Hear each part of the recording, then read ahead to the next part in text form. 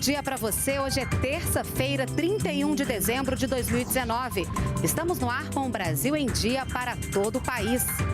No último dia do ano, você vai ver como está a movimentação nos aeroportos. A partir de amanhã, o motorista vai pagar menos pelo DPVAT, o seguro obrigatório de veículos. E na nossa retrospectiva, os sinais de recuperação da economia. A menor Selic da história, maior confiança do investidor. O Brasil fecha 2019 superando a previsão de crescimento para o ano. Fique com a gente, o Brasil em Dia começa agora.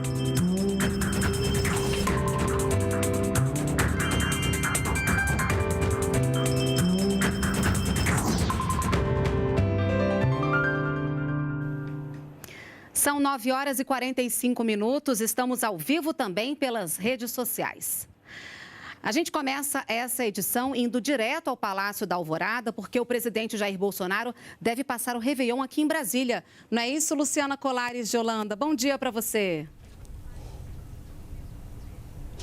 É isso mesmo, Renata. Bom dia para você que acompanha a TV Brasil.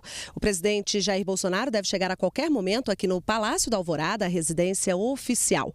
Ele estava na base naval de Aratu, na Bahia, desde o dia 27 e ficaria por lá até o próximo dia 5, mas resolveu antecipar essa volta para passar o Réveillon aqui em Brasília com a família.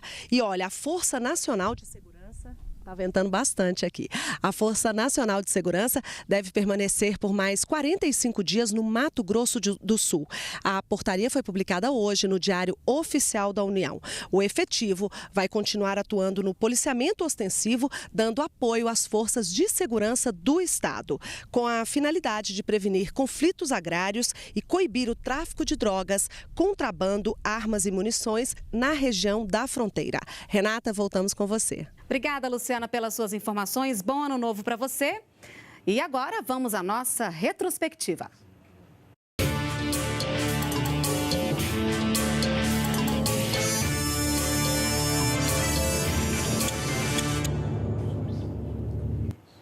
O assunto de hoje mexe com o dia a dia de todo mundo, economia.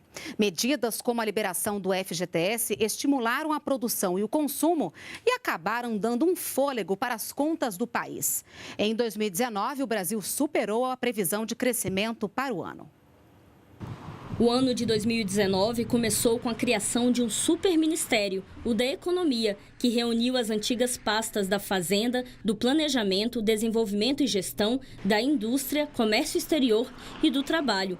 Com tudo reunido sob o comando de Paulo Guedes, começaram os trabalhos para ajustar as contas, reduzir o Estado e incentivar o empreendedorismo e a criação de empregos. E para isso, o primeiro passo foi reduzir o peso da Previdência nas contas públicas. O problema é que com os anos diminui o número de jovens e aumenta o número de idosos e aposentados. Eu fiz essa reportagem no mês de fevereiro, assim que o governo federal apresentou a proposta da nova Previdência. E expliquei que essa medida era importante exatamente porque o número de idosos deve aumentar e o Estado não conseguiria manter o sistema. De lá para cá foram debates e discussões no Congresso Nacional até aprovação e sanção em novembro. Uma proposta que trouxe mudanças para a vida de todos. Agora, a novidade para a aposentadoria ficou em 65 anos para homens, com 20 anos de contribuição, e 62 para mulheres, com 15 anos de contribuição.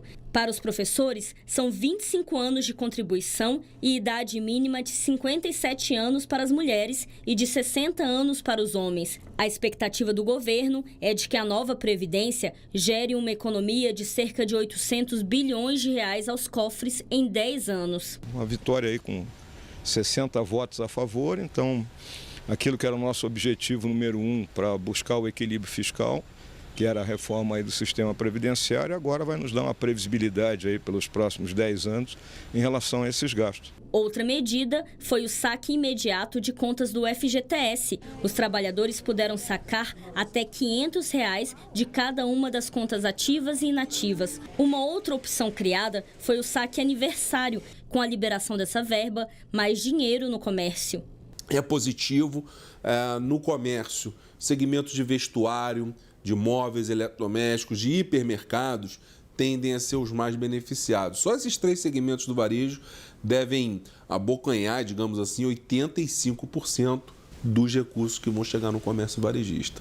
Essas medidas também surtiram impacto na previsão de crescimento da economia. Em 2019, segundo o Banco Central, a expectativa de crescimento subiu de 0,9% para 1,2%. A expectativa é que o Índice de Preços ao Consumidor Amplo, IPCA, que mede a inflação, encerre 2019 em 4%, dentro da meta. A imagem que os investidores internacionais têm da economia brasileira também melhorou. O risco país registrado neste ano foi mais baixo. Essas ações impulsionaram a economia e o mercado, e os resultados apareceram. O ano começou com a taxa básica de juros, Selic, em 6,5% e termina com 4,5%, a menor da história.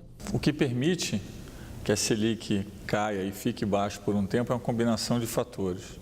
Tem uma parte que é o fator externo, que o juros está mundialmente muito baixo, mas acho que o fator mais preponderante, o fator mais importante é o fato de o governo ter dado um choque de credibilidade fiscal, e esse choque de credibilidade fiscal nos permite trabalhar com juros muito mais baixos. E abrir uma pequena empresa no Brasil ou contratar mão de obra também passou por mudanças esse ano. A nova Lei da Liberdade Econômica, sancionada em setembro, simplificou as regras para incentivar o empreendedorismo. Mais Brasil, menos Brasília. A frase defendida pelo ministro da Economia, Paulo Guedes, revelava uma das principais propostas de governo apresentadas em 2019.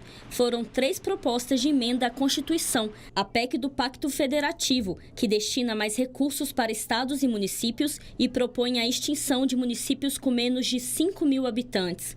A PEC emergencial, que proíbe estados e municípios endividados de criarem despesas obrigatórias e aumentarem gastos com os funcionários públicos. E a PEC dos fundos públicos, que permite a utilização de 220 bilhões de reais parados em fundos para o pagamento da dívida pública. Com essas mudanças, estados e municípios podem receber de 400 a 500 bilhões de reais a mais nos próximos 15 anos. As mudanças propostas no programa Mais Brasil tiveram como objetivo ajustar as contas públicas, manter as receitas e despesas equilibradas e permitir que o Brasil voltasse a crescer. O grande desafio brasileiro é a transformação do Estado.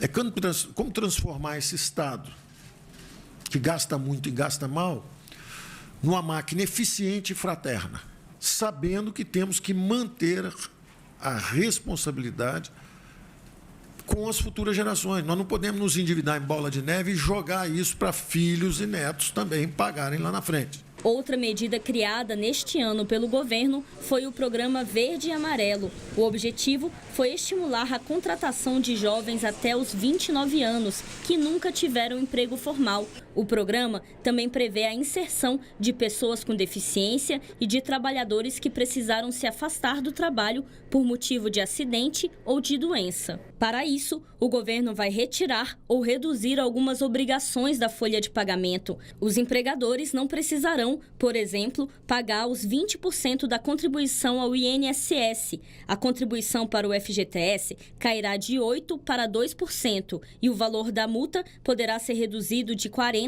para 20%. Direitos trabalhistas como férias e o 13º salário estão mantidos. Além dessas ações, a medida também prevê microcrédito para pessoas de baixa renda. Cerca de 4 milhões de pessoas devem ser beneficiadas em 3 anos. A medida deve ajudar na contratação de jovens como o Douglas, que em 2019 pôde estrear no primeiro emprego. Espero que muda tudo a minha vida, né? Começo a fazer minha história, né? Minha trajetória. Ajudar minha família, né? E é isso aí. Para gerar mais emprego e renda, uma outra ação do governo federal foi a Lei da Liberdade Econômica. Criada como medida provisória e transformada em lei, ela prevê menos burocracia e mais facilidade na abertura de empresas, principalmente de micro e pequeno porte. Entre as principais mudanças, a lei dispensa o registro de ponto para empresas com até 20 empregados e elimina alvarás para atividades consideradas de baixo risco, como costureira. A medida pode gerar 3.700.000 empregos e mais de 7% de crescimento da economia nos próximos 10 anos. O conjunto de medidas surtiu efeito na vida de quem estava fora do mercado de trabalho. No ano, foram criados quase 950 mil empregos com carteira assinada. Contratações como a de Paula, nova funcionária em uma loja de sapatos em Brasília. Deu certo, entreguei um currículo, aí fui chamada para entrevista e logo no mesmo dia obtive a resposta, né? E estou aqui agora. Você vê então que algumas das políticas que o governo fez já começam a surtir efeito. Você começa a ter ganho de investimento. Investimento, por exemplo, foi bom nos últimos 3 meses. Então, como que impacta na vida das pessoas? É emprego e renda. E por falar em economia, a partir de amanhã, o motorista vai pagar menos pelo DPVAT, o seguro obrigatório de veículos.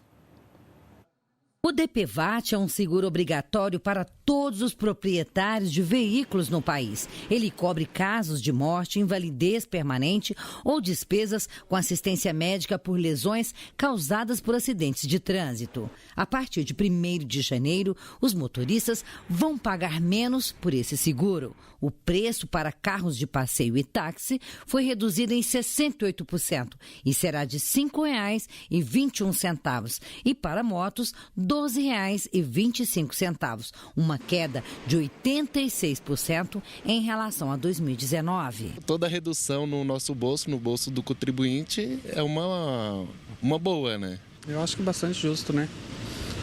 Anteriormente o valor era bem alto. O pagamento do DPVAT continua sendo obrigatório junto com o IPVA e é um requisito para o motorista obter o licenciamento anual do veículo. Mas a partir de 2021, o DPVAT passa a ser um produto de seguro como outro qualquer existente no mercado. O motorista vai poder escolher qual seguradora ele vai querer contratar. A redução do preço do DPVAT ocorreu após um estudo da equipe econômica do governo mostrar que a parcela do seguro obrigatório repassada ao SUS em 2019 foi apenas de R$ 965 milhões.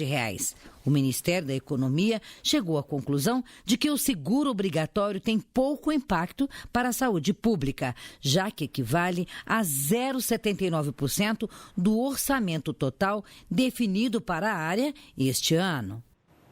Bom, é véspera de feriado e tem muita gente de mala pronta para viajar. Vamos então até a capital paulista saber como está a movimentação. A repórter Priscila Kersh está no aeroporto de Congonhas e traz as informações para a gente. Bom dia, Priscila. Bom dia, Renata. Bom dia a todos. Mais de 72 mil passageiros devem desembarcar na capital paulista aqui pelo aeroporto de Congonhas no dia de hoje. 29% mais do que no mesmo dia do ano passado. Até agora, houve só 5 atrasos entre 290 voos. Lembrando que, nesses casos, a companhia aérea deve prestar informações e também auxílio como alimentação depois de 2 horas de atraso. No geral, as pessoas devem viajar um pouco mais de avião neste fim de ano. Do domingo passado até o próximo, a Infraero estima que nos 47 aeroportos do país que ela administra, incluindo Congonhas, circulem quase 2 milhões de pessoas, 2,3% mais do que no ano passado. 41 aeroportos operam normalmente agora, 6 têm restrições por condições meteorológicas, como o de Recife. Renata. Obrigada, Priscila, pelas suas informações. Feliz Ano Novo para você. E olha, o Brasil em Dia termina aqui. Você pode nos acompanhar também pelas redes sociais.